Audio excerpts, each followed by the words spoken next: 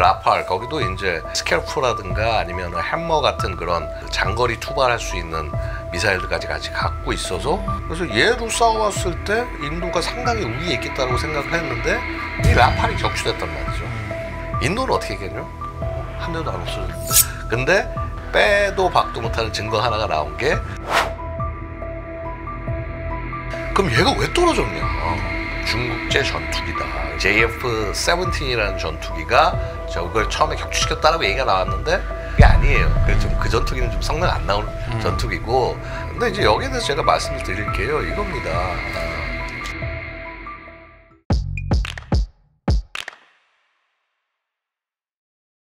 양욱 아산정책연구원 외교안보센터 연구위원 모셨습니다. 어서 오세요. 네, 안녕하세요. 네. 반갑습니다.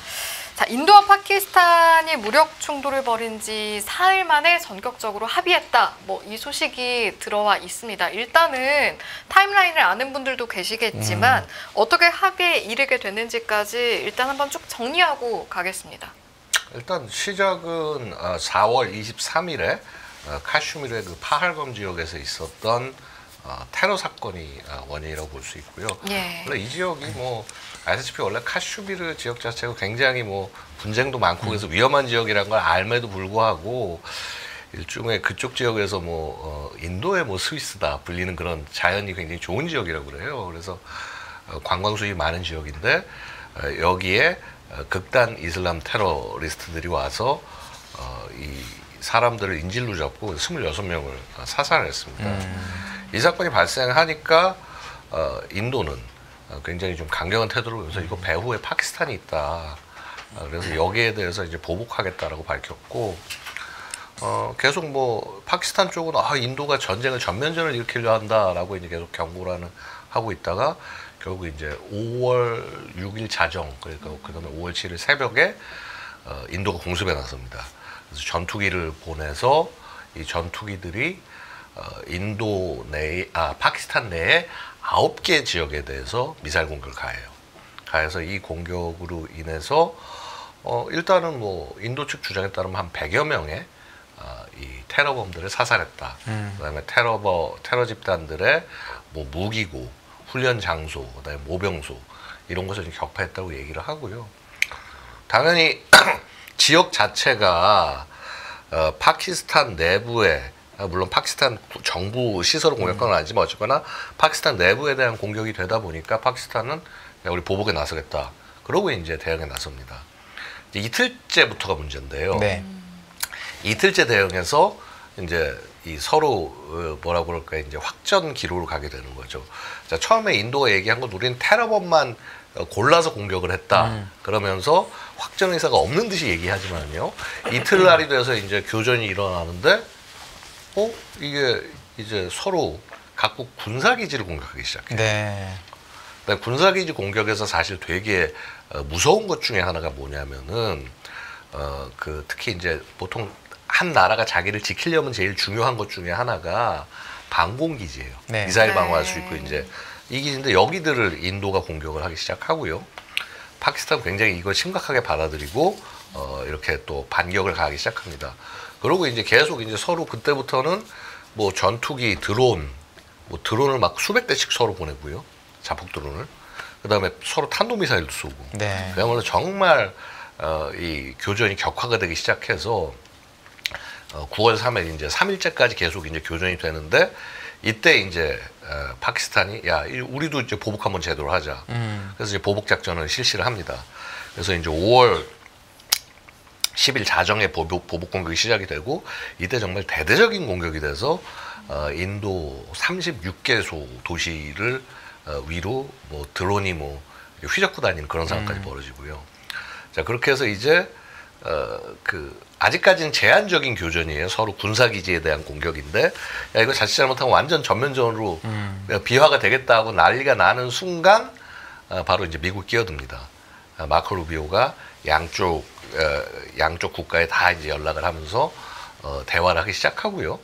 그리고 이제 일단은 휴전하자라는 합의가 나와서 양국이 발표하기도 이전에 갑자기 트럼프가 갑자기 딱 나와서 얘네 두 나라 우리가 이렇게 화해시키고 있었고 이제 휴전해 라고 얘기를 합니다. 그리고 난 다음에 이제 휴전이 됐는데 양쪽이 이제 확인했고 양쪽 국가 휴전한다고 얘기를 했는데 휴전이라고 하는 게 사실은요. 자, 요 이 땅 지금부터 이제 전쟁 끝이라고 얘기를 해도 일선에서 싸우는 사람들. 그렇죠. 특히 이제 뭐 항공기 동원한 거 이런 건 안 하지만 이 교전이 나면서 제일 먼저 또 치열하게 붙은 데가 어디냐면 이 그 접경지대, 소위 우리 실질 통제선이라고 부르는 그쪽 지역에서는 계속 서로 지겹게 포격전을 하고 있었어요. 여긴 전달이 늦습니다, 당연히. 여기는 계속 이제 서로 쏘니까 야, 이 양쪽이 서로 이제 붙잡고 얘기하는 거죠. 야, 니들 휴전 안 지키는 거 아니야? 하면서 서로 이제 계속 싸우는데 뭐 결국은 조금 뭐 교전 좀 있다가 그거는 잦아들었어요. 자, 그래서 일단 사흘간에 뭐 물론 이제 그러니까 이제 5월 7, 8, 9, 10 이렇게 딱 사흘간이 정식적인 교전이고 그다음에 휴전 발의되고 난 다음에 11일 정도에도 일부 포격은 있었지만 자, 어쨌거나 4일 만에 교전은 끝났다. 이렇게 얘기를 하는 거죠. 이 원래 카슈미르 지역이 분쟁 지역으로 정말 유명하잖아요. 그렇죠. 그러면 이제 파키스탄하고 인도는 자기 나름대로 자기 땅이라고 주장하는 영역이 조금씩 다른데 예. 그럼 이번에 서로 그러니까 공습을 한 지역은 명백히 남의 나라 땅인가요? 아니면 애매한 지역이었는데 서로 그렇게 된 건가요? 아니요, 그건 그러니까 그렇게 보시면 안 돼. 이게 무슨 이제 영토를 놓고 싸우는 건 사실상 이제 양쪽은 거의 다 끝났어요. 그렇죠. 이제 실질적으로 나뉘어 있는 네. 거고, 제가 아까 말씀드릴 때 인도가 파키스탄 내 9개 소를 공격했다고 네. 그랬잖아요. 네. 그 중에서 5개 지역은 카슈미르 지역 중에서 파키스탄 점령 지역 쪽. 그런 점령지가 하고 예, 그 다음에 나머지 4개가 파키스탄 내부 영토였어요. 그래서 카슈미르가 아닌 내부. 카슈미르가 아닌 내부. 그래서 이게 명백히 그거군요. 애초에 그러니까 지금 이제 인도가 명백히 얘기하는 거는 이거는 우리가 파키스탄 정부나 군을 공격하는 게 아니라 그 안에서 설치는 테러범들을 공격하기 위해서 하는 거다라고 얘기를 합니다. 근데 받아들이는 입장에서는 우리나라 땅을 친 거니까 잘 말이 그렇죠. 안 되겠네요. 말이 안 또. 되죠. 네. 그런데 이게 역사를 또 돌이켜 보면요, 맞아요. 파키스탄이 소위 이슬람 테러범들을 전혀 제대로 그렇죠. 제어하지 못하고요. 아시다시피 빈라덴도 결국은 파키스탄 그것도 바로 옆이 파키스탄 군사관학교였어요. 네. 그 옆에서 몇 년을 살고 있는데 그거를 뭐 몰랐던 건지 아니면 방치한 건지. 원래 그 파키스탄 정부인 ISI는요 이렇게 자신들의 목적을 위해서 극단 이슬람 테러범들을 활용하는 걸로 아주 악명이 높아요. 게다가 이제 인도 파키스탄의 또 사례 중에 중요한 것 중에 하나가 혹시 기억하실지 모르겠지만 2008년에 뭄바이 테러가 있었어요. 아, 인도에. 네네. 예. 이 뭄바이 테러 때 보면은 단 10명의 테러범들이 들어와서 그냥 인도 제3의 도시인 뭄바이를 완전히 한 48시간 동안 마비시켜버린 사건이 있었거든요. 자, 그래서 결국 이제 그거에 대해서 뭐라고 그럴까, 파키스탄 테러범이 넘어와서 공격을 했다라고 하면 일단 인도는 그거부터 먼저 떠올리게 됩니다. 네. 그러면 이제 일련의 상황들을 쭉 말씀하실 때 들어봐도 이게 그냥 단발성으로 어느 순간 이번에만 반짝 일어난 그 정도의 긴장감이 아니란 말이죠. 혹시나 다시 이런 분쟁 충돌이 격화할 가능성에 대해서는 어떻게 판단하십니까? 격화할 가능성이 늘상 있죠. 그러니까 이겁니다. 그러니까 그동안 이런 파키스탄 내에서 파키스탄의 내부에서 활약하는 극단 이슬람 테러 단체에 의한 테러, 인도에 대해서 지속적으로 있어 왔고요. 사실 이 부분에 대해서 인도가 보복도 일부 하긴 했지만은 전면적으로 이렇게 강경하게 나오는 데는 좀 한계가 그간 있었어요. 근데 이번에 좀 모디가 입장을 좀 더 굉장히 강경하게 바꾼 거예요, 기존보다는. 그래서 이제 사실은 이제 여러 가지 좀 의문들이 있긴 하죠. 왜 기존보다 강경했을까요? 야, 왜 이렇게 모디가 갑자기 급발진하냐. 네네네. 근데 이제 우리가 인도라는 나라를 놓고 보면 인도가 참, 이렇게 말하면 될까 모르겠는데, 네. 참 자기 하고 싶은 대로 하는 나라예요. 원래 인도가 대표적으로 그렇죠. 그래서 경제 쪽에서도 되게 그렇잖아요. 네. 보면은 어떤 협의나 뭐 이런 거에서 굉장히 다들 하는 협의에도 자기들 마음이 좀 안 드는 게 있으면 안 들어가 버려요. 아예. 미국 편이라고 해놓고 러시아 그쵸, 기업을 제일 많이 러시아고. 사는 나라인데요. 뭐. 그래서 그러다 보니까 인도의 어떤 행동이나 이런 거에는 예측 불가성이 상당히 높긴 한데 이제 모디 같은 경우는 여러분 아시다시피 굉장히 인기가 높잖아요. 그렇죠? 그렇죠. 뭐 재선 될 때도 거의 뭐 7, 80% 정도의 작년에도 또 됐죠. 그리고. 그러니까 재선 될 때 거의 한 지지율 7, 80%다. 야, 이거 안 무너진다. 그렇게 얘기를 하고 있는데도 불구하고 제가 듣기는 한 이제 재선이 된 이후에 살짝 좀 지지도에 뭐가 살짝 좀 이렇게 흔들리는 모습을 보였던 그런가요? 모양이에요. 완전히 크게 떨어지거나 하지 않고 여전히 지지도가 높은데 네. 근데 뭐 모르겠습니다. 뭐 꼭 그것 때문이라고 얘기할 수는 없겠습니다만 어쨌거나 지금쯤 돼서 강경한 태도가 필요하다. 특히나 사실 이전에 그렇게 강경한 것에서 행동을 하는데 한계가 있었던 거는 아무래도 미국이 끼어드니까. 근데 약간 이번에 트럼프 정권에 들어와서 뭔가 조금 더 자신감을 얻고 움직인 게 아닌가라고 저는 개인적으로 분석을 해요. 트럼프가 뭐 해줄 수 그러니까 트럼프가 해줄 수 있다 없다를 떠나서요. 네. 아시다시피 트럼프 정부의 가장 큰 목표는 특히 안보에서는 중국입니다. 그렇죠. 근데 그럼 이제 중국을 견제하는 구조에서 뭐 일단 협력국들 지금 미국 혼자 힘 가지고 되게 어렵다는 거는 네. 많이 알고 있잖아요. 그래서 뭐 일본이라든가 뭐 호주라든가 뭐 심지어 필리핀하고도 협력하지만 또 다른 중요한 축이 인도란 말이죠. 네. 그러니까 약간 이제 미국 입장에서는 인도가 필요한 걸 어느 정도 좀 들어줘야 되는 상황이 된 거죠. 아마 그래서 이런 부분에 대해서 조금 좀 자신감을 갖고 더 기존보다 리치를 좀 더 넓게 뻗친 게 아닌가라고 생각이 들고요. 근데 다만 좀 선을 좀 시게 넘었죠 이번에는. 예, 세게 넘었다고 얘기할 수 있는 게 아까 말씀드렸다시피 아마 테러 집단에 대한 공격에서만 딱 거기서만 끝났으면은 네. 문제가 없었을 텐데 이게 이제 약간은 서로 이게 에스컬레이션이 될 수밖에 없는 게 확정이 될 수밖에 없는 게 이겁니다. 애초부터 공군기지 그러니까 그 파키스탄군의 방공망을 제압할 생각은 없었을 거예요. 그래서 공격을 어떻게 했냐면 전투기에 공격했다고 말씀드렸잖아요.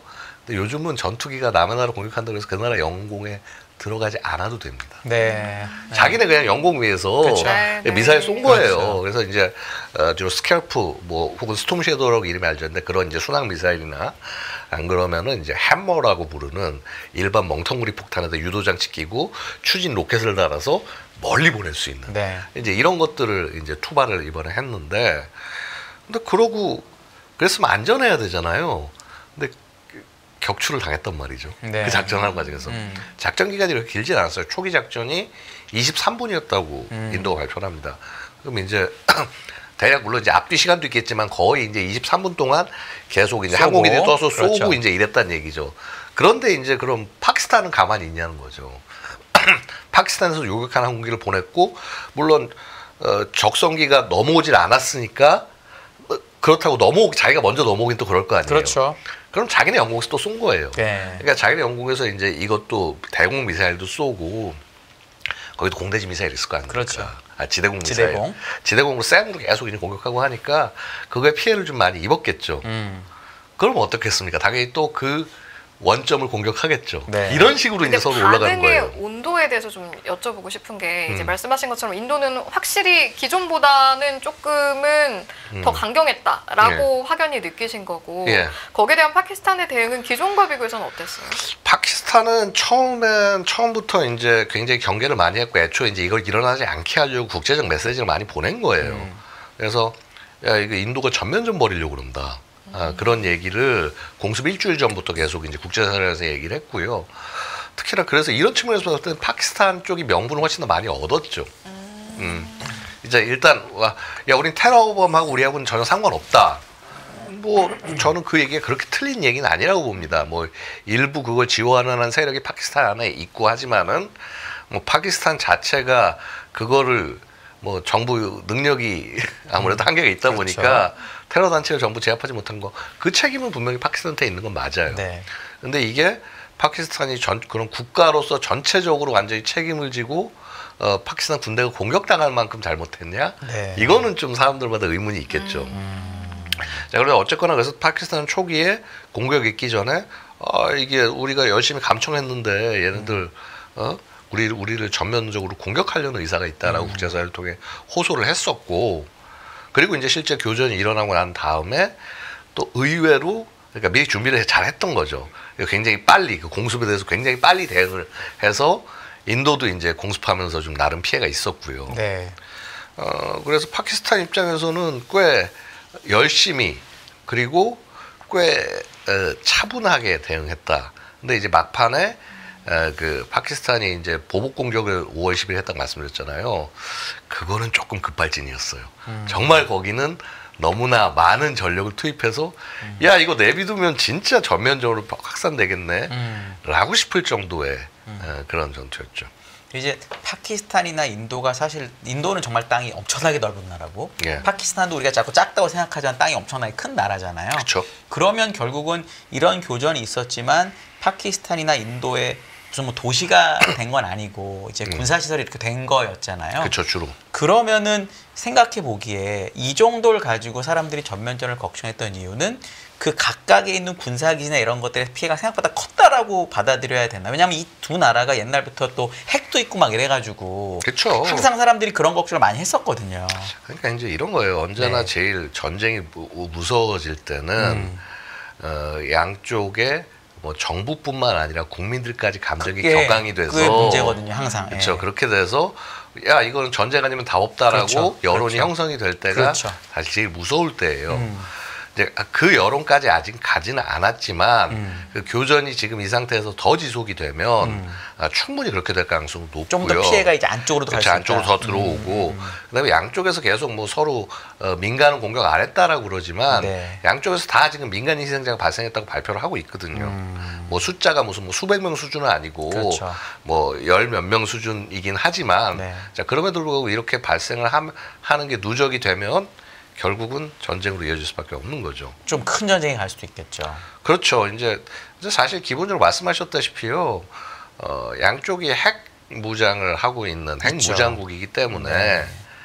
핵 보유국이라는 우리가 안 합니다. 거기가 공식이 아니니까요. NPT에 네. 의해서 갖고 있는 나라가 아니니까. 근데 그러니까 이렇게 양쪽이 다 핵 무장국이 된 이유도 사실 서로에 대한 증오와 전쟁 그렇죠. 때문이었고.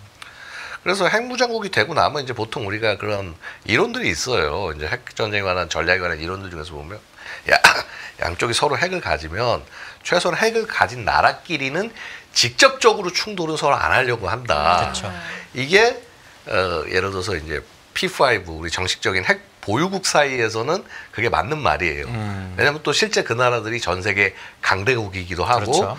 이런 나라들 간에 핵을 가진 나라들 간에 직접적으로 충돌이 나는 거는 결국 세계 대전으로 가는 그게 되기 때문에 그게 원래 사실 유엔의 존재 이유가 그거예요. 유엔이 존재하고 그다음에 P5라고 공식적으로 네. 핵 보유국을 인정한 것 자체가 바로 이 나라들이 2차 세계대전 이후에 국제 질서를 주도하고 어쨌거나 잡는 나라고 그렇죠. 서로 이상과 방향성이 다르다고 하더라도 최소한 이 P5 간에 서로 전쟁이 나선 안 된다. 라고 하는 게 사실 유엔의 핵심입니다. 그러니까 유엔이 얘기하는 국제평화가요, 무슨 뭐 어디가 싸움 나고 하면 유엔군이 막 직접 들어가서 뜯어 말리고 이게 아니라 일단은 이 강대국끼리 P5 간에 직접적인 교전이 일어나지 않게 하는 굉장히 소극적인 평화고, 네. 근데 이제 사실 어떻게 보면 이 인도와 파키스탄은 이런 구도에선 벗어나 있는 나라기 때문에 그렇죠. 예측 가능성이 상당히 낮죠. 게다가 이제 핵무장을 했다고 우리 공식으로 평가하는 건 1990년대 중반이기 때문에 네. 중반이기 때문에 어찌 보면 핵 교리도 그렇게 잘 발전한 나라가 아니에요. 네. 그래서 예를 들어서 뭐 미국, 뭐 러시아, 뭐 안 그러면 심지어는 무슨 그 이외 영국, 프랑스, 뭐 중국 이런 나라들도 그렇게. 이미 다 50년대, 60년대 이미 다 핵무장해서 나름의 핵 교리를 굉장히 잘 해놓고 소위 이 핵 게임이 굉장히 국제적 차원의 게임이라는 걸 인지하고 있는 나라들입니다. 네네. 근데 이 두 나라는 서로에 대한 증오에 의해서 핵무장을 하다 보니까 국제사회고 뭐고 안전이 없는 거예요, 그냥. 아. 그래서 우리가 얘기하는 기본적인 그런 핵 억제에 관한 이론들이 그대로 적용되긴 어려운 경우들이고요. 그럼에도 불구하고 서로 간의 전면전은 핵 전쟁을 의미한다는 거를 그래도 알고 있기 때문에 네. 그래서 교전이 나더라도 이렇게 좀 제한된 형식으로 나고 있다라는 거죠. 알겠습니다. 이건 좀 다른 이야기인데 워낙 무기도 좀 잘 아, 아시는 예, 걸로 예. 제가 알고 있어서 이번에 공중전 과정에서 중국산 무기가 좀 부상해서 이게 주목이 되고 있다고 하던데 이건 또 왜 나온 이야기입니까? 저는 이제 그게 이제 그거죠. 그러니까 뭐 일단 설명을 드리면은요. 네네네. 이 프랑스의 그 최신의 전투기 4.5세 전투기 라팔 우리 뭐 일부 인터넷 보시는 인터넷에 익숙한 분들한테는 네. 라팔 삼행시를 들어보셨을 거예요 아마. 해주시죠. 못 저는 들어봤습니다. 모르겠네요. 못 이게 들어봤어요. 네. 라팔이 굉장히 프랑스가 야심차게 개발한 전투인데 잘 안 팔렸단 잘 안 말이에요. 팔렸습니다. 그래서 인도에 팔았단 말이에요. 그래서 유명한 삼행시가 라파라 팔렸니? 네. 아니오? 아. 그러면 이제 이게 다들 재치 있으셔. 네, 그런 네. 그런 걸로 되게 이제 서로 농담처럼 된 건데 네. 그 드디어 그 라파를 사준 것이 인도였고요. 네. 인도 판매를 계기로 해서 이제 라팔이 이제 슬슬 또 이제 몇 개국에 팔려 나가기 시작을 했고요. 그래서 프랑스에게는 인도가 굉장히 좀 고마운 국가인 거죠. 자, 어쨌거나 이 라팔 거기도 이제 특히 뭐 아까 말씀드린 스캘프라든가 아니면 햄머 같은 그런 그 장거리 투발할 수 있는 미사일들까지 같이 갖고 있어서 그래서 얘로 싸워왔을 때 뭐 인도가 상당히 우위에 있겠다라고 생각을 했는데 이 라팔이 격추됐단 말이죠. 자, 그 파키스탄 주장에 따르면요, 첫날 교전 시작한 당일날 세 대를 격추시켰고, 그다음에 그 이후에 이어진 교전에서 두 대를 더 추가로 격추시켜서 우리가 전부 5대를 격추시켰다라고 주장을 합니다. 인도는 어떻게 얘기했냐? 한 대도 안 없어졌는데? 우리 다 멀쩡해 얘기를 하고 있고, 근데 빼도 박도 못하는 증거 하나가 나온 게 이제 이 추락한 항공기 잔해가 나왔는데 거기 라팔에 꼬리 날개가 찍혔단 말이에요. 그 심지어 번호도 딱 보니까 프랑스가 인도에 그래서 인도가 처음 도입한 1번 기체가 네. 딱 떨어져가지고 해서 날개 있는 게 나왔어요. 그래서 다들 인정을 일단 한 대는 무조건 한 대는 떨어졌다. 확실하다. 한 대는 확실히 떨어졌다. 그럼 얘가 왜 떨어졌냐? 이 누가 떨궜냐? 그게 이제 중국제 전투기다. 그래서 처음에는 뭐 중국과 그 파키스탄이 공동 개발한 제가 왜 공동 개발이라고 그러냐면 사실상 중국제거든요. 네. 그 이제 JF-17이라는 전투기가 저걸 처음에 격추시켰다라고 얘기가 나왔는데 나중에 이제 얘기를 들어보면 그게 아니에요. 그래서 좀 그 전투기는 좀 성능 안 나오는 전투기고 나중에 J-10이라는 그 전투기 지금 이제 어떻게 말씀드려야 될까? 그러니까 중국 공군의 어떻게 보면 가장 많은 세력의 전투기예요. 주력 전투기. 주력 전투기. 네. 수백 대를 보유하고 있고 얘가 사실 설계 사상이 라팔하고 좀 유사한 전투기예요. 네. 모양도 비슷하고 이렇게 그래서 앞에 귀날개 하나도 달려 있고 뒤로 날개 길게 달려 있고 그래서 그런 기종이고 근데 어쨌거나 이 거기서 쏜 PR-15이라는 미사일 굉장히 먼 거리를 교전할 수 있는 최대 300에서 400km까지 공대공 미사일인데 쏠 수 있다고 해요. 이제 그 미사일로 교전을 해서 라팔을 격추시켰다. 자, 이제 이렇게 얘기가 나와서 그 얘기 딱 들으니까 야, 가격 차이가 몇 배 이상 나는데 야, 이거 뭐 라팔 뭐 좋다고 그러니 다 털리는 거 아니야? 네. 그러면서 이제 난리가 난 거죠. 근데 이제 여기에 대해서 제가 말씀을 드릴게요. 이겁니다. 이런 거죠. 자, 예를 들어서 되게 운전을 잘하는 사람, 운전을 막 되게 잘하는 드라이버가 페라리를 몬다. 엄청나게 잘 치고 다니겠죠. 그렇죠.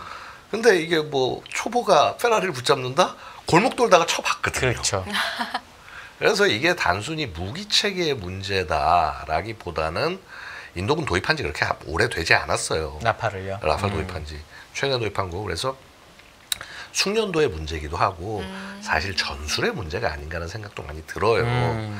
이게 이제 보고 있으면은 우리가 이제 많이 놓치는 건데 파키스탄 쪽이 꽤 오래 그러니까 이 인도군의 공격과 이런 것들을 감시해 왔다는 거예요. 감청을 통해서 이렇게 작전하는 것들 다 준비하는 거 보고 있었고 심지어 전자전기 같은 것들을 동원을 해서 이 뭐라고 할까 인도군의 공습 세력의 눈길을 좀 그러니까 멀게 만들어서 자기들이 공격당하고 있다는 걸 모르게 한. 그래서 나름 그런 것들이 결합돼서 파키스탄군이 현명하게 했다라고 말씀드릴 수 있고요. 물론 그런 과정에서 중국제 무기로 잘 싸웠다라는 것이 아마 관심의 대상이 되지 않을까 생각이 됩니다. 이게 뭐 전 기사를 보고 말씀드리는 건데 예. 인도의 이 라팔과 나머지 뭐 조기 경보나 이런 게 잘 안 맞은 반면에 파키스탄은 중국의 비행기, 중국의 뭐 이런 걸 시스템이 너무 잘 돼 있어서 중국의 영향을 아주 세게 받는 거다. 예. 그게 오히려 더 무서운 거다라고 기사도 있더라고요. 그건 어떻게 보세요? 그 얘기가 일부는 맞고 너무 좀 과장된 측면도 일부 네. 있다고 보는 것이요. 네. 그러니까 자, 일단은 인도가 제각각인 거는 사실입니다. 그건 사실이군요. 예, 네. 인도가 이게 원래 세계에서 무기 팔기 제일 힘든 나라 중에 하나가 인도예요. 매물을 많이 매겨야 되나요? 뭐 그것도 있고요. 그러니까 하여튼 이게 아까 말씀드렸듯이 인도가 제멋대로예요. 그렇죠. 너무 그래서 느립니다. 모든 게. 모든 것도 느리고 그다음에 결정을 하는데 이게 우리가 보통 뭔가 결정되고 뭐하고 하면 뭔가 약간 좀 근거에 따라서 움직이는데 야, 얘들 이렇게 판단 근거가 뭘까? 약간 이런 좀 불명확한 것도 있고 그러다 보니까 무기 체계를 좀 중구난방으로 구입하는 경향이 있고요. 그러다 보면은 나라들이 다른 거를 무기를 구입하다 보면은요, 되게 어려움일 수 있는 거죠. 그러니까 예를 들어서 뭐 러시아제 무기 잔뜩 사온 다음에 미국제 무기 뭐 혹은 유럽제 무기를 딱 사서 해놓으면은 이거 정비하기도 힘들고, 그렇죠. 그다음에 서로 간에 이렇게 통신망이라든가 정보통신망 안에서 묶어가지고 해서 시너지를 내기도 쉽지 않고 이게 이제 제일 심한 게 인도인 거예요. 그래서 이번에 뭐 공습할 때도 보면은 프랑스제 라팔 전투기도 있지만은 갑자기 뜬금 무슨 뭐 수호이 30, 미그 29, 소련제. 막 이런 게 막 섞여가지고 네. 그러니까 야 여기가 정말 제대로 할까에 대한 의문이 있는 거죠. 그러니까 반면에 말씀대로 파키스탄이 주로 중국 무기 체계를 많이 도입한 건 사실인데 근데 반드시 꼭 중국제만 또 이렇게 한정되는 것이 아니라 좀 필요한 고성능 무기는 또 유럽에서도 좀 사고 그러거든요. 근데 이제 그런 것들을 아무래도 잘 현지화시키고 잘 조율한 것만은 사실이에요. 그리고 무엇보다도 어쨌거나 제가 볼 때 파키스탄군 자체는 상당히 준비가 잘 되어 있었다. 공격에 대해서. 인도군은 굉장히 호기롭게 공격에 들어갔지만은 생각보다는 좀 어레인지가 덜 된 상태에서 들어간 것이 아닌가라고 생각이 됩니다. 네. 그러면 이제 앞으로를 저희가 헤아려 볼 때 만약에 휴전합의가 지속되지 않았다를 가정을 하면 예. 국제관계에서 어느 정도의 영향력을 끼칠지 저희가 경우의 수를 한번 헤아려 보면 좋을 것 같은데요. 글쎄요, 뭐 가장 이제 큰 문제는 그거겠죠. 지금 뭐 어떻게 보면 세계의 공장인 중국이 굉장히 저가 정책이나 이런 걸 취해가지고 해서 어떻게 보면 이렇게 그 미국하고는 사이가 안 좋아도 그래도 그렇죠. 계속 이제 지금 열심히 수출하면서 가고 그렇죠. 있는데 미국 입장에서 이런 부분에 대한 공급망에서 대항국가 중에 하나가 인도란 말이에요. 네. 근데 인도가 전쟁에 휘말려가지고 해서 계속 하다 보면은 자 처음에 군사 시설이지만 그 다음에 어떻게 됩니까? 서로 산업 기반 공격이 되거든요. 그렇죠. 그러면 당연히 인도 공급망에 문제가 생겨요. 자 그러면 미국의 대한 공급망에 문제가 생긴다. 그러면 어쩌겠어요. 당연히 미국이 그러지 않아도 지금 뭐 상황이 안 좋은데 더 안 좋아질 수 있는 거죠. 그리고 뭐 장기적으로 미중 전략 경쟁 하에서도 인도가 파키스탄한테 얽혀가지고 중국에 집중하지 못하고 리타이어 돼버린 상황이 오면 미국 입장에서 좋을 거 하나도 없거든요. 네. 그러니까 미국은 무조건 뜯어 말려야 되는 입장인 겁니다. 뭐 그런 측면도 있고 인도도 뭐 많이 좋아지긴 했다고 하지만은 여전히 지금 국제사회에 열심히 더 인볼브해서 지금 그 소위 이제 어떻게 보면 앞으로 새롭게 올 수 있는 그런 대체적인 것들을 자기들이 마련해줘야 되는 상황인데 그거에 전쟁에 휩쓸리게 된다라고 하면 자국으로서 좋을 거 없거든요. 네. 파키스탄 입장에서야 뭐 거기야 뭐 이미 뭐 아시다시피 그렇게 뭐 경제적으로나 상봉 국가라고 보기 어렵고요. 그러면 이제 또 역시 이제 중국에 손벌려가면서 계속 전쟁을 수행했겠죠. 그래서 사실은 뭐 원래 전쟁이라는 것이 그렇긴 하지만은 주변국 어느 그 관련국이나 주변국 입장에서는 득이 될 게 하나도 없는 싸움인 거죠. 왜냐하면 이제 또 중국하고 인도도 평생의 원수고, 예. 그다음에 파키스탄하고 인도도 평생의 원수면, 예. 그럼 결국은 미국 입장에서는 파키스탄을, 사실 미국에 가면 엔지니어들 파키스탄 사람이 많긴 하거든요. 사실 그렇죠. 똑같다고 보는데 미국 사람들은 거기서는 종교도 다르고 너무나 원수니까, 그럼 결국은 중국 파키스탄은 한 편이 되고 예. 미국 인도는 한 편이 되고 뭐 이런 그림으로 사람들이 생각하는 게 맞나요? 아니면 그때그때 다른가요? 제일 궁금하더라고요. 기본적으로는 네. 그렇게 생각할 수 있는 가능성이 높은데 네. 꼭 그렇지도 않은 게 이런 그렇죠. 거예요. 네. 보면은 예를 들어서 이겁니다. 미국이 대테러 전쟁을 수행을 할 때, 그래서 그 뭐 아프가니스탄 특히 이제 공략하고 할 때 파키스탄의 지원이 없으면은 절대로 수행할 수 없는 전쟁이었어요. 그렇죠. 그래서 대테러 전쟁 과정에서 양국이 미국과 파키스탄이 상당히 협력을 했습니다. 네. 물론 그렇긴 하지만은 빈라덴 사례에서도 볼 수 있듯이 파키스탄이 뭐 그렇게 뭐 그렇죠. 열심히 뭐 모든 걸 발벗고 나섰다라고 하긴 뭐하지만 어쨌거나 미국의 지원들을 상당히 받아가면서 그래서 미국에서 F-16 전투기까지도 도입하면서 계속 해왔지 않습니까? 자, 그래서 그런 측면이 있다라는 거죠. 그래서 약간은 파키스탄이 중간에 서서 좀 나름 이득을 잘 봤어요. 네. 그리고 이제 그런 측면들이 있었기 때문에 특히나 민주당 정권이나 이런 데서조차도 파키스탄 정권이나 여기에 대해서 그렇게 큰 제재를 가하거나 하지는 않았고요. 근데 이제 약간 지금 인도 입장에서는 그런 느낌을 좀 만들어주고 싶었을지도 몰라요. 이번에 확실하게 나한테 해달라 이런 거죠. 그렇죠. 근데 뭐 어쨌거나 뭐 별로 보기 좋게는 안 끝난 거죠. 알겠습니다. 사실은 저희가 오늘 2부에서 마지막 그 주제로 예정이 되어 있었던 게 그렇다면 이번 무력 충돌이 우리에게는 뭘 시사해 줄 수 있느냐, 예. 우리에게 무슨 과제가 있느냐 이런 거였는데 우리에게 뭐 시사점이 따로 있을까요? 굉장히 많아요. 원래 싸움이라는 거 어떤 자체가 한번 부분이 일어나면은 그럴까요? 자, 일단 보면은요, 이 전쟁의 형태가 굉장히 여러 가지 형태를 우리가 최근에 봤잖아요. 그렇죠? 네네. 우크라이나 전쟁을 보면서 우리 느낀 거는 야, 이거 뭐 현대전 뭐 버튼 몇 개 만들면 끝난다고 그러더니 뭐 버튼 몇 개는 야 지금 3년 4년 동안 지금 서로 머리 터지게 싸우는데 야 이게 무슨 현대전이야, 한국 전쟁이지. 맞아요. 지금 딱 이제 그런 거였죠. 근데 또 그리고 또 반면에 이스라엘 하마스 전쟁 또 보고 있으면은 야 이거 싸움도 이렇게 여기도 또 굉장히 질척질척한 싸움이란 말이에요. 막 터널 들어가서 싸워야 되고. 근데 또 달리 전쟁이라고 얘기하기 좀 애매하지만은 분쟁 중에서 최근 좀 굉장히 깊은 인상을 우리가 받을 수 있었던 게 이란과 이스라엘 간의 서로 공방전. 네네네. 보시면 어땠습니까? 이란과 이스라엘 공방전은요 서로 약간 약속 대령 같았어요. 서로 공격을 하더라도 제한된 군사 목표에 대해서 서로 때리면서 공격하는 이제 그런 모습을 보였고, 그러면서 이제 어떻게 보면 서로 메시지를 정치적 메시지를 보낸 거거든요. 물론 그 과정에서 희생자도 나오긴 했지만은, 그러니까 약간 지금 이 나라들 간의 전투를 보고 있으면은 뭐 우크라이나 전쟁이나 이스라엘 하마스 전쟁보다는 이란 이스라엘의 공방전과 좀 약간은 닮아 있는 모습을 보여요. 되려 지금 모습이. 그래서 이거를 뭐 일부에서는 non contact kinetic warfare, 그러니까 비접촉 직접 파괴 전쟁 뭐 이렇게 표현을 하는데, 사람이 안 들어가는 뭐 그렇게 이해하면 되겠네요. 그렇죠. 그러니까 서로 이제 엉켜서 막 이렇게 그렇죠. 처절하게 피를 흘리는 게 아니라 멀리서 서로 딱 주고받으면서 근데도 일단 파괴는 하는 그런 식의 전쟁의 모습이 되고 있고, 사실은 이게 대한민국은 사실 북한의 위협에 의해서 양쪽 다 일이 일어날 수가 있거든요. 우리는 전면전 생각하고 뭐 우크라이나 전쟁 같은 모습을 생각하지만은 사실은 또 이런 약간 지금 북한이 하는 행태나 이거 봤을 때는 약속되는 식의 공격이 있을 수도 있다라는 거예요. 네. 근데 그렇게 될 때 말이 약속되는지 실제 그 국민들이 볼 수 있는 피해를 보거나 피를 흘리거나 할 수 있는 상황도 있을 수 있다라는 그렇죠. 걸 우리가 생각을 해야 되고, 그렇다고 한다면 얼만큼 우리는 지금 우리 국민들을 지키기 위해서 노력을 하고 있는가. 평상시에 무슨 뭐 우리 뭐 민망 훈련 이런 거 보면 귀찮잖아요, 솔직히. 네. 야 무슨 미사일 날아오겠어?